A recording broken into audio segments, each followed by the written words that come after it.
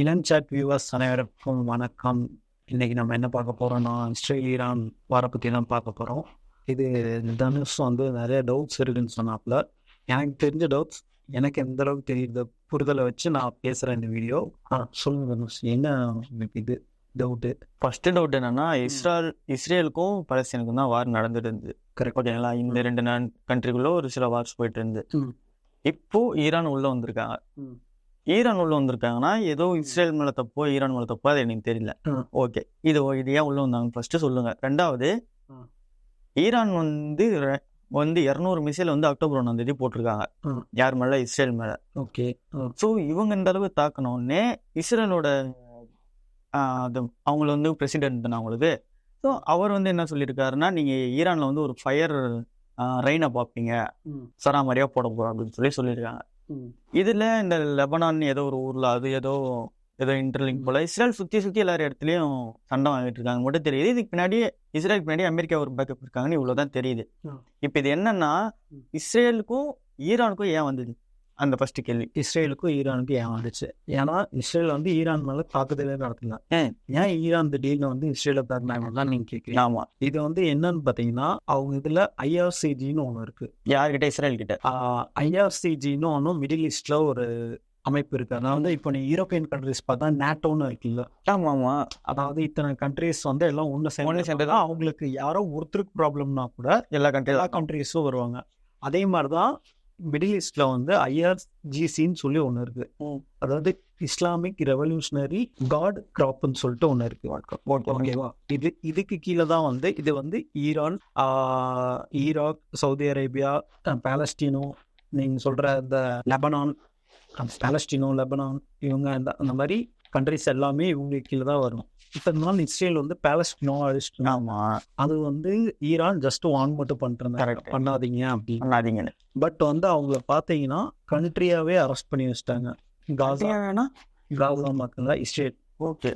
அதாவது அவங்க வந்து வெளியே வரணும்னா இஸ்ரேலோட மிலிட்டரி தாண்டி தான் காசாவுக்குள்ள இருந்து வெளியே வர முடியும், உள்ள போக முடியும். யாரு உள்ள போறவங்க? பாலஸ்தீனோ காசாவுக்குள்ள உள்ள வரவங்க இஸ்ரேலோட ஆர்மி தாண்டி தான் போகணும். ஆமா, அவங்க கிட்ட பர்மிஷன் வாங்கி தான் எல்லாமே பண்ணணும். அவங்க அப்படியே கிட்டத்தட்ட ஹவுஸ் அரெஸ்ட்னு சொல்லுவாங்களா, அந்த மாதிரி அது கண்ட்ரியாவே அரெஸ்ட் பண்ணி வச்சிட்டாங்க. ஓகே. அந்த அது போக இது லெபனான் சொல்லிட்டு ஒரு ஏரியா உடனே அடுத்து அதை கைப்பற்றுறதுக்காக, அதாவது இப்ப எப்படி இந்தியாவுக்கும் நம்ம சைனாவுக்கும் சண்டை வருது, பாகிஸ்தான் பார்டர் அதே தான் இங்கேயும். இங்க வந்து ஃபுல் இஸ்ரேல் இது எங்கள் தான், இது ஃபுல்லாவே எங்கள்தா தான் இருக்கணும். எது? அந்த பாலஸ்தீன் இது இஸ்ரேலோட மேப் இருக்கும்ல, அது கொஞ்சம் கொஞ்சம் இவங்க ஆக்குபை பண்ணிருப்பாங்களா அந்த பார்டர்ஸ். யாரு? இல்ல இது லெபனான் கொஞ்சம், காசா கொஞ்சம் அதெல்லாம் பண்ணுவாங்களா, அது ஃபுல்லாவே இவங்களுக்கு புரிகிறதுக்காக தான் இவங்க பிளான் பண்ணியிருக்காங்க. அண்ட் ஆல்சோ அங்க இருக்கிற பயங்கரவாதிகள், காசால பார்த்தோன்னா இப்போ ஹமாஸ்ன்னு சொல்லிட்டு ஒரு அமைப்பு இருக்கு, லெபனான்ல பார்த்தோன்னா ஒரு அமைப்பு இருக்கு. இவங்க இந்த டெரரிஸ்ட்லாம் அட்டாக் பண்ணி நாங்கள் வந்து அமைதியை நிலைநாட்டுறதுக்காக போர் நடத்துறாங்கிற மாதிரி தான் இஸ்ரேல் பண்ணி அடிச்சிட்டு இருக்காங்க எல்லாத்தையும். இப்போ என்ன ஆயிடுச்சு, இப்போ இது வந்து ஈரானுக்கு ப்ரெஸ்டீஜ் இஷ்யூ ஆயிடுச்சு. அண்ட் ஆல்சோ அவங்க இதில் பார்த்தோன்னா 3 மேஜர்ஸ் வந்து இறந்துருக்காங்க. இஸ்மாயில் ஹனையா, ஷாயா ஹசன் அண்டு மார்டேர் நில்ஃபுருஷ்கான்னு சொல்லிட்டு பேர். ஓகே, பேர் எனக்கு அவங்க இது இல்லை. அவங்க 3 பேருமே இறந்துருக்காங்க. இது ஈரானுக்கு ப்ரெஸ்டீஜ் இஷ்யூ ஆயிடுச்சு. யாருக்குன்னா ஐஆர்சிஜிசிக்கு. இப்ப என்னன்னா, இப்ப அடிச்சது எல்லாமே இந்த ரெவல்யூஷனரி கீழே இருக்கவங்க. பிரஸ்டீஜ் வரணும்னா ஈரான் அட்டாக் பண்ண வேண்டிய நிலைப்பாட்டுக்கு வந்துட்டாங்க. சரி, இவங்களையே அவங்க அட்டாக் பண்ணணும் இஸ்ரேலு, இந்த 3 பேரை. யாரு? அதுதான் அந்த பார்டர்ஸ் இஷ்யூ, அந்த அங்க இருக்கிற டெரரிசம் அதெல்லாம் கண்ட்ரோல் பண்றதுக்காக தான் இவங்க இதை பண்றாங்க. அதுவும் இல்லாம இதுக்கு ஒரு பழைய பேக் ஸ்டோரி, பெரிய ஸ்டோரி இருக்கு. அது வந்து இன்னொரு வீடியோவில் நான் உங்களுக்கு வந்து எக்ஸ்பிளைன் பண்ணுறேன். எப்படி வந்து இஸ்ரேல் உள்ள வந்துச்சு, பாலஸ்தீனோ ஏன் ப்ராப்ளம் பண்ணுறாங்க, அந்த இதெல்லாம் வந்து நான் உங்களுக்கு தெளிவாக இந்த இதில் வந்து மெயினாக இந்த பார்டர் அண்ட் டெரரிசம் கண்ட்ரோல் பண்ணுறதுக்காகன்னு சொல்லினா இவங்க அத்தனை பேர்த்தையுமே அட்டாக் பண்ணிட்டு இருக்காங்க இஸ்ரேல். என்ன ஆயிடுச்சுன்னா, இப்போ ஈரானுக்கு வந்து அது ப்ரெஸ்டீஜ். ஏன்னா இது எல்லாமே அண்டர் அந்த ஐஆர்சிஜிக்குள்ள இருக்கிற கண்ட்ரிஸ். அவங்கள அட்டாக் பண்ணோன்னே இவங்களுக்கு ப்ரெஸ்டீஜ் ஆல்ரெடி வார்ன் பண்ணியிருக்காங்க. அதனால நீங்க இது பண்ணாதீங்க, ஐ மீன் லெபனான் மேலேயோ இல்லை பாலஸ்தீன் மேலேயோ அட்டாக் பண்ணாதீங்கன்னு சொல்லி வார்ன் பண்ணியிருக்காங்க. யாரும் இவங்க கேட்கல. ஆல்சோ அந்த சொன்ன அந்த 3 பேரையும் வந்து அட்டாக் பண்ணியிருக்காங்க. அதில் வந்து இவங்களுக்கு ப்ரெஸ்டேஜ் இஷ்யூ ஆயிடுச்சு ஈரானுக்கு. ஓகே, இனி வந்து நம்ம இதுக்கும் மேலே எதுவும் பேசாமல் இருந்தோம்னா அந்த மிடில் ஈஸ்ட் கண்ட்ரோலே கிட்டத்தட்ட இவங்களோட தான். இஸ்ரேல் மட்டும்தான் கிட்டத்தட்ட அது வேற ஒரு இதில் வரும். மற்ற எல்லாமே அரப் கண்ட்ரி, இஸ்லாமிக் கண்ட்ரி தான் சுற்றி இருக்காங்க. அதுங்க அடுத்தா இவங்க என்ன பண்ணிட்டாங்க, அதை வார்ன் பண்ணி சொன்னாங்க. அப்புறம் கேட்கல. இவங்க தொடர்ந்து லெபனானை வந்து தரைவழி தாக்குதல் பண்ணிகிட்டே இருந்தாங்க. அதுக்கப்புறம் தான் என்ன பண்ணிட்டாங்க, மிசைல் வந்து அக்டோபர் 1 வந்து விட்டுட்டாங்க. 200 மிசைல்ஸ் வந்து விட்டுருக்காங்க. இவங்களும் இஸ்ரேலும் சும்மா கிடையாது. அவங்க மிசைல் விட போகிறாங்கன்னு அமெரிக்கா வந்து அதுக்கு முன்னத்த நாளே வந்து இஸ்ரேலை வந்து இது பண்ணிட்டாங்க. அந்த இது மாதிரி இண்டிகேஷன் மாதிரி அலர்ட் கொடுத்துட்டாங்க. அதனால இவங்களும் கொஞ்சம் கிட்டத்தட்ட ரெடியாக இருந்தாங்க. அண்ட் ஆல்சோ அவங்க அயன் டோம் சொல்லிட்டு ஒரு, அதாவது நீ வான்வழியிலேருந்து வந்துச்சுன்னா அதை வந்து அட்டாக் பண்ணுறது. ஓகே, அந்த மிசைல் அது வந்து இஸ்ரேலோட பாதுகாப்பு கவசம்னே சொல்லலாம். அது வந்து பயங்கர ரிசர்ச் பண்ணி, அதாவது ஒரு 100%க்கு 90% வந்து அது தடுத்துரும் அந்த அயன் டோம்ங்கிறது. அதனால அதை வச்சு நிறையா இதை வந்து மேலேயே அட்டாக் பண்ணி அதை வெடிக்க வச்சுட்டாங்க, கீழே வராமையே. அதனால இவங்க என்ன சொல்றாருன்னா, இஸ்ரேலோட வைஸ் பிரசிடென்ட் என்ன சொல்றாருன்னா, எங்களோட இதுக்கு எதுவும் பெரிய பாதிப்புலாம் ஏற்படலை, எங்களுக்கு கொஞ்சம் தான் லாஸ் ஆச்சு, பெருசாக எதுவும் உங்களுக்கு டேமேஜ் இல்லைங்கிற மாதிரி அவர் சொன்னார். ஆனால் இப்போது நீங்கள் அடித்ததுக்கு நான் கண்டிப்பாக வந்து ஈரானை வந்து சும்மா விட போகிறது கிடையாது. ஈரானை வந்து கண்டிப்பாக பயங்கர அட்டாக் பண்ணுவோம் நாங்கள். அதான் நீங்கள் சொல்கிறதா குண்டு மலையை போட்டு, ஆமாம், அதாவது அதான் குண்டு மலையை போட்டு நாங்கள் ஈரானை இது பண்ணிடுவோம் அப்படிங்கிற மாதிரி சொன்னாங்க. அது சொன்ன உடனே அமெரிக்கா அட்டாக் பண்ண அடுத்த செகண்டே அமெரிக்கா வந்து அவங்களோட வார்ஷிப்பை வந்து இஸ்ரேலுக்கு சப்போர்ட்டாக அனுப்பி விட்டாங்க. ஏன்னா நீங்கள் நினைக்கலாம், எங்கள் அமெரிக்கா தானே பெரிய கண்ட்ரி, இவங்க தானே இதை சமாதானம் பேசணும், ஆனால் அவங்க ஏன் சப்போர்ட் பண்ணுறாங்கன்னு நினைக்கலாம். பட் பண்ண மாட்டாங்க. ஏன்னா அவங்க அதாவது அமெரிக்காவில் இருக்க பாதி பிக் கம்பெனிஸ் வந்து இஸ்ரேலியன்ஸ் தான் இருக்காங்க. ஐ மீன் ஜூஸ். ஓகே, ஜூஸ் பீப்புள் தான் இருக்காங்க. ஸோ அவங்களோட எக்கானமியாக அவங்கள நம்பி தான் இருக்குது அமெரிக்கா. ஸோ அமெரிக்கா இதுக்கு அவங்க சப்போர்ட் பண்ணி தான் ஆகணும். சப்போர்ட் பண்ணலன்னா இது பெரிய இஷ்யூ அவங்களோட கண்ட்ரிக்குள்ளேயே ஆகிடும். அமெரிக்காவோட பொருளாதாரமே மொத்தமாக கீழே இறங்கிடும். அதுங்காட்டி தான் இப்போ வந்து உடனே ஈரான் இது இஸ்ரேலுக்கு பிரச்சனை ஒன்றுமே உடனே அவங்க அத்தனை பேரும் அமெரிக்கா வந்து உடனே சப்போர்ட் பண்ணி வராங்க. இப்போ ஜென்ரல் என்ன சொல்கிறாருன்னா, நாங்கள் வந்து மிசைல்ஸ் விட்டோம், பட் எங்கேயுமே வந்து பப்ளிக்கை வந்து அட்டாக் பண்ணுற மாதிரி நாங்கள் எதுவுமே பண்ணல. நாங்கள் எல்லாமே வார் பேஸ் மட்டும்தான் டார்கெட் பண்ணி அடித்தோம். இஸ்ரேலோட வார் பேஸை தான் நாங்கள் டார்கெட் பண்ணி அடித்தோம். இப்போ வரைக்கும் எந்த மக்களுக்கும் பாதுகாப்பு, ஐ மீன் மக்கள் அடிக்கணுங்கிறது எங்கள் நோக்கமே கிடையாது அப்படிங்கிற மாதிரி சொல்லியிருந்தாரு. அது மட்டும் இல்லாமல் அதாவது இஸ்ரேல் வந்து கொஞ்சம் கூட ஈவிரக்கம் இல்லாமல் பாலஸ்டீனோ மக்கள் மேலே போரோட ரூல்ஸ் அண்ட் ரெகுலேஷன்ஸ் தாண்டி அவங்க நிறையா குண்டு போட்டிருக்காங்க. ஹாஸ்பிட்டல்ஸ் மேலே, ரெசிடென்ஷியல்ஸ் மேலே. அதனால நிறையா காமன் பீப்புள்ஸ் அண்ட் இன்னசென்ட் கிட்ஸ்லாம் வந்து இறந்துட்டாங்க அப்படிங்கிற மாதிரி அவர் சொல்லியிருந்தாரு. ஆனால் நாங்கள் அதை பண்ண மாட்டோம். நாங்கள் வந்து இதைத்தான், ஐ மீன் வார்வேஸ் அவங்களோட எக்யூப்மெண்ட்ஸ் தான் இது பண்ணுவோம். அண்ட் ஆல்சோ நாங்கள் விட்டது வந்து கிட்டத்தட்ட 80% வந்து அச்சீவ் பண்ணிடுச்சு. நாங்கள் நினச்சதை வந்து நிறைய வார்வேஸ் வந்து அடிச்சிட்டாங்க அப்படின்னு அவர் சொல்லியிருக்காரு. எங்கள் மக்களை காப்பாற்றுறதுக்காக நாங்கள், ஐ மீன் இந்த ஐஆர்சிஜிசியில் இருக்க இந்த கம்யூனிட்டிஸ்லாம் அவங்க இதாக காப்பாற்றுறதுக்காக நாங்கள் வேறு வழியே நாங்கள் ஸ்டெப் எடுத்தாலும் அதுக்கு ஆர் பேஸ் மட்டுமே நாங்கள் புரிச்சு அட்டாக் பண்ணோம் அப்படின்னு சொல்லிட்டு முகமது பஹாரி, அதான் அவங்களோட சீஃப் வந்து சொல்லியிருக்காரு. அது மட்டும் இல்லாமல் அவர் இன்னொன்று என்ன சொல்லியிருக்காருன்னா, நாங்கள் வந்து இப்போதைக்கு ரொம்ப சின்ன இதுதான் நாங்கள் அடிச்சிருக்கோம், நாங்கள் ரொம்ப பெருசாக அட்டாக் பண்ணணும்னு நாங்கள் பண்ணோங்க, நாங்கள் ரொம்ப குட்டி அளவில் தான் வந்து மிசைல் பண்ணியிருக்கோம். இதோட வந்து இஸ்ரேல் அமைதியாக இருந்துச்சுன்னா நல்லாயிருக்கும். இல்லை இதை மீறி இன்னும் எங்களை அட்டாக் பண்ணுவாங்க அப்படின்னு அவங்க முடிவு பண்ணி ஏதோ ஒரு சின்ன குண்டு ஒன் டைம் இனி ஒரு குண்டு அவங்க கிட்ட வந்தால் கூட இப்போ நடந்ததை விட 1000 times அதிகமாக நாங்கள் வந்து அட்டாக் பண்ணுவோம் மாதிரி ஈரானோட ஜெனரல் முகமது பஹாரி வந்து சொல்லியிருக்காரு. இப்போ என்னன்னா, இப்போ என்ன இங்கே பதட்டம் என்ன அப்படின்னா, அதாவது அமெரிக்காவோ ரஷ்யாவோ சைனாவோ இவங்கெல்லாம் வந்து எங்ககிட்ட இத்தனை நியூக்ளியர் வெப்பன்ஸ் இருக்குன்ட்டு அப்பப்போ சொல்லுவாங்க, இருக்கோ இல்லையோ ஷோ ஆஃப் பண்ணுவாங்க. எங்ககிட்ட 16 இருக்கு, எங்ககிட்ட 10 இருக்கு எங்கிட்ட. ஆனால் உண்மையாகவே அவங்ககிட்ட இருக்கா இல்லையான்னு கூட தெரியாது. பட் ஆனால் சொல்லிட்டு இருப்பாங்க இந்த மாதிரி இருக்கு அப்படின்ட்டு.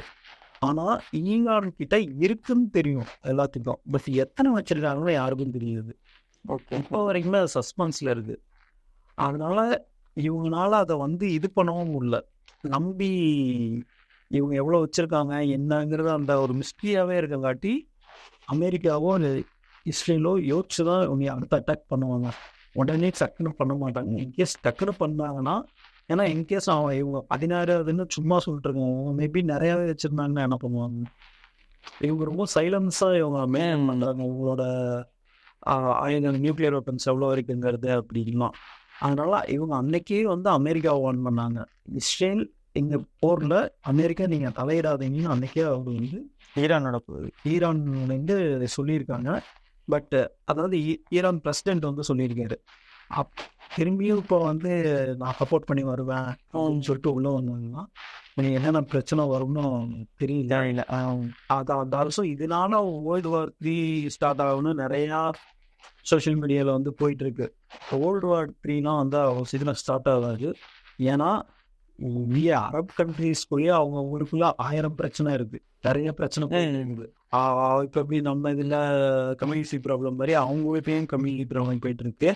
அண்ட் ஆல்சோ இதனால World War III ஸ்டார்ட் ஆகுமான்னு கேட்டிங்கன்னா 120% கூட சொல்லிட்டு அது ஸ்டார்ட் ஆகிறதுக்கான வாய்ப்பு. ஆனால் நீங்கள் எப்படி யோசிக்கிறீங்க? இப்போ ரஷ்யா உக்ரைன்னு ஒரு விஷயம் ஸ்டார்ட் ஆகி அது எங்கெங்கே சுற்றி இஸ்ரேல் பலஸ்தீன் இப்போ இஸ்ரேல் ஈரான் ஸோ இதேமாரி ஆனால் இன்னும் ரஷ்யா உக்ரைன்ல போயிட்டு தான் இருக்கு, ஏன் இருக்கு. அப்படி இருக்கும்போது ஒரு கண்ட்ரி இதேமாரி ஆரம்பிச்சுட்டாங்கன்னா, இப்போ ஆப்கானிஸ்தான் தானே மெயினாக ஆப்கானிஸ்தான் தாலிபான்ஸ் கைப்பற்றினாங்க, அங்கே ஆரம்பிச்சது எனக்கு தெரிஞ்சு. ஸோ அந்த டைமில் இங்கேயும் போகுது. இப்போ தாலிபான் கண்ட்ரோலில் ஆப்கானிஸ்தான் இருக்குது. இந்த மாதிரி ஒரு கண்ட்ரியுமே ஏதோ பண்ணிருக்காங்க. அதேமாதிரி சரி ஓகே அவன் இவன் அடிக்கிறான், அதேமாதிரி நமக்கும் சைனாவுக்கும் பிரச்சனை, நம்மளும் சைனாவும் சண்டை போட மாட்டோமா, அமெரிக்காவுக்கு ரஷ்யாவுக்கும் பிரச்சனை, சரி இதே டைமில் சூட இவங்களும் நம்மள அப்படின்னு சொல்லிட்டு நினைக்கலாம்ல. நீங்கள் சொல்கிறதெல்லாம் பார்த்தீங்கன்னா எல்லாமே ரொம்ப பேஸ் லெவல் தான் ஆகும். இப்போ ரஷ்யா உக்ரைன் வாரே நீங்கள் நினைக்கிற மாதிரி அவ்வளோ பிளாஸ்ட் ஆகல. ஏங்க அவ்வளோ பேர் செத்துறீங்களா? நான் சொல்கிறது ரஷ்யா அடித்தது ரொம்ப மினிமல் அட்டாக் இப்போ வரைக்குமே. அங்கே கிட்ட இருக்கிற நியூக்ளியர் வெப்பன்ஸ் வச்சு அடிச்சாங்கன்னா ஒரே நாளில் அங்கே உக்ரைன்கிற ஒரு கண்ட்ரி இருந்ததே தெரியாமல் பண்ணிடுவாங்க. கோல்டு வார்னா அப்படித்தான் இருக்கும். என்ன இருக்கோ எல்லாத்தையும் பண்ணிடுவாங்க. அது அப்படி பண்ணாங்கன்னா உலகமே இருக்காது. அதை தான் சொல்கிறேன். அதனால அதை பண்ண மாட்டாங்க அவ்வளோ சீக்கிரம். ஏன்னா எல்லா நாடுகிட்டையும் இப்போ கிட்டத்தட்ட ஆமாங்க நியூக்ளியர் வெப்பன்கள் ஒன்று. ஆமாம், நான் ஒரு ஸ்டாட்டிக்ஸ் பார்த்தேன். 6000 7,000 சில்லறையில் அமெரிக்கா கிட்டே ரஷ்யா கிட்டே இருக்கு. ஃபர்ஸ்ட் 2 பிளேஸ் தான் ஹோல்ட் பண்ணுறாங்க. அப்படியே வந்தோம்னா சைனா அடுத்து வர இருக்குன்னு சொல்கிறாங்க. உண்மையிலேயே இருக்கா இல்லையாங்கிற அது தெரியல. அதை தான் சொல்கிறான். ஈரான் கிட்ட நியூக்ளியர் வெப்பன் இருக்கு தெரியும். பட் எத்தனை ஒரு மிஸ்ட்ரியா இருக்கு. அதுங்காட்டு தான் சொல்றேன். அவ்வளவு சீக்கிரம்லாம் ஏன்னா இப்போ நடத்துனாங்கன்னா ஒன்றும் பொருளாதார பிரச்சனை தான் வரும். இப்போ இப்பவே பெட்ரோல் விலை டீசல் விலை அதிகமாயிடுச்சு. இப்போ மிடில் ஈஸ்ட்ல ஈரான் ஸ்டார்ட் பண்ணாங்க. மற்ற கண்ட்ரிஸ் அடிச்ச வரைக்கும் பிரச்சனை இல்லை. ஈரான்ங்கிறது பெரிய இது. ஸோ அது ஸ்டார்ட் பண்ணவனையுமே இத்தனை பெட்ரோல் டீசல் விலைலாம் உயர்ந்துருச்சு. அண்ட் ஆல்சோ அமெரிக்கா இது பார்த்து தான் பண்ணுவாங்க. அண்ட் ஆல்சோ இவங்க இஸ்ரேலோட பிரசிடென்ட்டும் அமெரிக்காவுக்கு தேங்க்ஸ் சொல்லியிருக்காரு. இந்த மாதிரி அமெரிக்கா இங்கே சப்போர்ட்டாக நிற்கிறதுக்கே தேங்க்ஸ் அப்படின்னு சொல்லிட்டுறாங்க. என்னன்னா இப்போ என்ன பிரச்சனை ஆகும்னா, இன்கேஸ் அமெரிக்கா உள்ள வந்துருச்சு அப்படின்னா ஈரான் ஃபுல் அட்டாக் பண்ணுவாங்க. பட் ரஷ்யா யாருக்கு சப்போர்ட் பண்ணுவாங்க? இந்த ரஷ்யா திடீர்னு ஈரான் சைடு வந்துட்டாங்கன்னா என்ன நடக்கும்னு தெரியாது. அதுதான் World War III ஸ்டார்ட் ஆகும். அண்ட் ஆல்சோ மேக்ஸிமம் ரஷ்யா இதில் உள்ள வரமாட்டேங்கிற மாதிரி தான் நியூஸஸ் வருது. இன்டர்ஃபியர் சைனாவோ ரஷ்யாவோ இதுக்குள்ளே இன்டர்ஃபியர் ஆக மாட்டாங்கிற மாதிரி தான் பேசுகிறாங்க. ஏன்னா அவங்களுக்கே அந்த பல கஷ்டம் இருக்குது. ஆமாம், இன்னமும் பொருளாதார தடையில் தானே இருக்காங்க. அதுதான் நான் சொல்கிறேன். அந்த ஆல்சோ அவங்க எங்களுக்கு சப்போர்ட் பண்ணுவாங்களான்னு எனக்கு தெரியல. பட் பொறுத்திருந்து பார்க்கணும். அந்த World War வர்றதுக்கான வாய்ப்பு ரொம்ப கம்மின்னு தான் சொல்கிறேன். இதனால நடக்காது கண்டிப்பாக. அதுதான் மெயினாக சொல்ல வர்றது. அண்ட் ஆல்சோ இன்னைக்கு World War ஸ்டார்ட் ஆகிடுச்சு. உனக்கு கொஞ்சம் மாற்றி மிசைல்ஸ் அட்டாக் மாற்றி போயிட்டு தான் இருக்கும். பட் எக்ஸ்ட்ரீமாக போச்சுன்னா இஸ்ரேலுங்கிற கண்ட்ரியை ஈஸியாக அட்டாக் பண்ணலாம். ஏன்னா 7 முனை தாக்குதல்னு சொல்லுவாங்க. இஸ்ரேலை சுற்றி இருக்குது அத்தனையுமே அரப் கண்ட்ரிஸ். சென்ட்ரலில் மாட்டிட்டு இருக்காங்க. சென்ட்ரலில் இருந்தோம். அதாவது மற்ற கண்ட்ரிஸ் கிட்ட இது இல்லைன்னா கூட அது பேர் என்ன ஆர்மி ஈரான் இருந்து எல்லா கோர்ஸும் அவங்க இடத்துல போகலாம். இஸ்ரேலுக்குள்ள கூட தானே போக முடியுது. பட் இஸ்ரேல் இங்கே இருக்கு, சுற்றி எல்லா கண்ட்ரீஸ்லேயும் அவங்க உள்ள வந்து ஏழ்முனை தாக்குதல் பண்ணாங்கன்னா, ஏன்னா இஸ்ரேலை சுற்றி 7 கண்ட்ரிஸ் இருக்குது, அத்தனை கண்ட்ரிஸும் சேர்ந்து அட்டாக் பண்ணாங்கன்னா இப்போ டர்க்கியும் வந்து இதில் ஜாயின் பண்ணுறேன்னு சொல்லிட்டு இருக்காங்க. ஈரான் கூட டர்க்கி அவங்களாம் ஜாயின் பண்ணிட்டாங்கன்னா நீ மொத்தமாக சேர்ந்து அடித்தாங்கன்னா உடனே பண்ண முடியும். இஸ்ரேல் காப்பாற்றலாம், அமெரிக்கா வந்து பிளாஸ்ட் பண்ணி காப்பாற்றலாம், பட் போன வகையில் போனது தானே. ஆனால் என்னை பொறுத்த வரைக்கும் என்னென்னா, இஸ்ரேல் இதோட எல்லாத்தையும் ஸ்டாப் பண்ணிக்கிறது ரொம்ப நல்லது. இப்போத்தி இஸ்ரேல் வந்து அமைதியாக இருக்கிறது தான் நல்லது. ஏன்னா இப்போ இவங்க சண்டைனால பாதிக்கப்பட போகிறது காமன் பீப்புள்ஸ் தான் பாதிக்கப்படுவாங்க. வேற எவனும் ஒன்றும் பண்ண மாட்டான். இங்கே தீவிரவாதி சாகிறான், இங்கே ஆர்மி மேன் சாகிறாங்கிறத தாண்டி காமன் பீப்புள் குழந்தைங்களும் என்ன தப்பு பண்ணுச்சு. இதான் இப்போ கூட இஸ்ரேலில் ஜாஃபான் சொல்லி ஒரு இடத்துல வந்து 2 பேர் சீரியல் கில்லர் வந்து டக்குன்னு கன் எடுத்து டப்னு நிறைய பேர்த்த சுட்டுறாங்க இஸ்ரேலில்.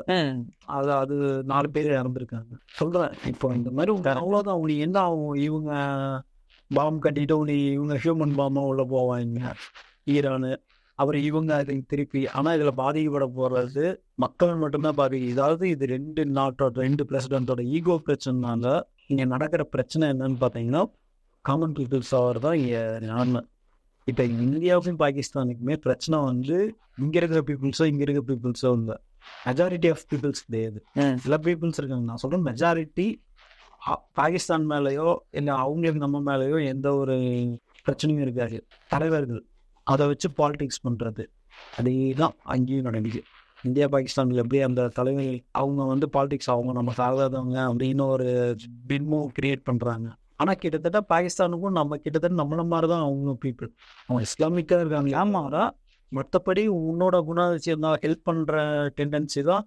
நீ எந்த அளவு ஹெல்ப் பண்ணுறியோ அதே டெண்டன்சி தான் அவங்களுக்கும் இருக்கும். ஆமாங்க, அதான் நம்ம வீடியோஸ்லாம் நிறைய பார்க்குறோம்ல, அங்கே நிறைய வீடியோஸ் மேக் பண்ணுறாங்க. இந்த மாதிரி இந்தியா கண்ட்ரி பற்றி நான் நினைக்கிறேன். நம்ம தமிழ் விளாகரே மேக் பண்ணுறாங்க. ஹிந்தி விளாகர் அவரு கூட மகன் கௌரி கூட விளாக் பண்ணாரு. பார்க்கும்போது எதுவுமே சொல்லல, எனக்கு பிடிக்கும். இந்தியா கண்ட்ரியோட ஃபிளாகை காமிச்சு கேனி அட்மின்லாம் போடுறாங்க, எல்லாம் பண்ணுறாங்க. ஸோ எங்கேயும் பண்ணுறாங்க, அவங்களையும் சொல்கிறாங்க. மேலே இருக்க பொலிட்டீஷியன்ஸ் தான் இது பண்ணிக்கிறாங்க. அதாங்க, மற்றபடி எங்களுக்குலாம் இந்தியா ரொம்ப பிடிக்குங்கிற மாதிரி தான். அதான் ஆட்கள்லாம் தெளிவாக தான் இருக்காங்க. அந்த நாட்டிலையுமே ஆட்கள்லாம் தெளிவாக தான் இருப்பாங்க, தேவையில்லாது எல்லாம் தெரிஞ்சுதான் இருக்காங்க. எல்லா நாட்டிலையுமே காமன் பீப்புள்ஸ் யாருமே வந்து ஒரு கண்ட்ரி அழிக்கணும், சண்டை கட்டணும்னு நினைக்க மாட்டாங்க. எல்லாம் லவ் அண்ட் கேர் தான் நம்ம உலகத்தை பொறுத்த வரைக்கும் அதிகமாக இருக்குது. பட் இங்கே மேலே இருக்க அந்த பொலிட்டீஷியன்ஸ்னால நடக்கிற பிரச்சனை தான் இத்தனை பிரச்சனையும். ஸோ வந்து இந்த வாரம் தொடர்ந்து கணிப்பா. ஏன்னா இப்போ கூட இவரோட இஸ்ரேலோட வைஸ் பிரசிடென்ட்டுக்கு வந்து லைஃப் த்ரெட் வந்துருக்கு. அதாவது அந்த உயிருக்கு பாதுகாப்புலன்ற மாதிரி ஒரு த்ரெட் வந்திருக்கு. அவரை வந்து ஈரான் இது அட்டாக் பண்ண போகிறோங்கிற மாதிரி சொல்லியிருக்காங்க. அது எந்த அளவுக்கு உண்மைன்னு தெரில. பட் நம்ம அதை பார்த்து தான் தெரிஞ்சுக்கணும். தொடர்ந்து பார்ப்போம். நம்மளோட இது என்ன அமைதி, அதான் லவ் அண்ட் பீஸ் தான் நமக்கு என்றைக்குமே சொல்யூஷன். பாவத்மா வந்து அன்னைக்கே வந்து அது தெளிவாக என்ன நீ சண்டை கட்டினாலும் உனக்கு அதில் வந்து உனக்கு எதுவும் கிடைக்க போகிறதில்ல. லவ் அண்ட் பீஸ் தான் என்றைக்குமே வந்து ஒரு ஸ்ட்ராங்கான சுதந்திரம் கொடுக்கும் அப்படிங்கிறது தான் எங்களோட இது. இஸ்ரேலும் இதை ஸ்டாப் பண்ணிடலாம், ஈரானும் ஸ்டாப் பண்ணுறது ரொம்ப நல்லதுன்னு நான் எங்களோட கருத்தாக இருந்து. இந்த வீடியோ உங்களுக்கு பிடிச்சிருந்தா லைக் பண்ணுங்கள், ஷேர் பண்ணுங்கள், சப்ஸ்கிரைப் பண்ணுங்கள். மறக்காமல் இந்த சேனலில் நம்ம ஃப்ரெண்ட்ஸ் அண்ட் ஃபேமிலிஸ்க்கு சென்ட் பண்ணுங்கள். அப்புறம் இன்னொரு விஷயம், கமெண்ட் செக்ஷனில் இஸ்ரேலுக்கும் பாலஸ்தீனுக்கும் என்ன வாரு இது பழைய விஷயம்லாம் சொல்கிறதுக்கு நல்லா இருக்கும். உங்களுக்கு வேணும்னா கமெண்ட் செக்ஷனில் போடுங்க. அண்ட் இன்னொரு டவுட் என்ன இருக்குன்னா, அமெரிக்கா இதெல்லாம் வந்து வேர்ல்டு வார் 3 பற்றி ஸ்டார்ட் பண்ணி பேசுனால இல்லை, அமெரிக்கா வந்து இஸ்ரேலை சப்போர்ட் பண்ணுறதுக்குன்னு ஒரு மெயினான காரணம் இருக்குல்ல, அதெல்லாம் தெரிஞ்சுக்கணும்னு ஆசை. ஸோ இது ரெண்டுத்தில் எது வேணுன்றதை கமெண்ட் செக்ஷனில் போடுங்க. அடுத்த வீடியோ அதை பற்றி மேக் பண்ணலாம். ஓகே, கண்டிப்பாக. தேங்க்ஸ். நன்றிகள்.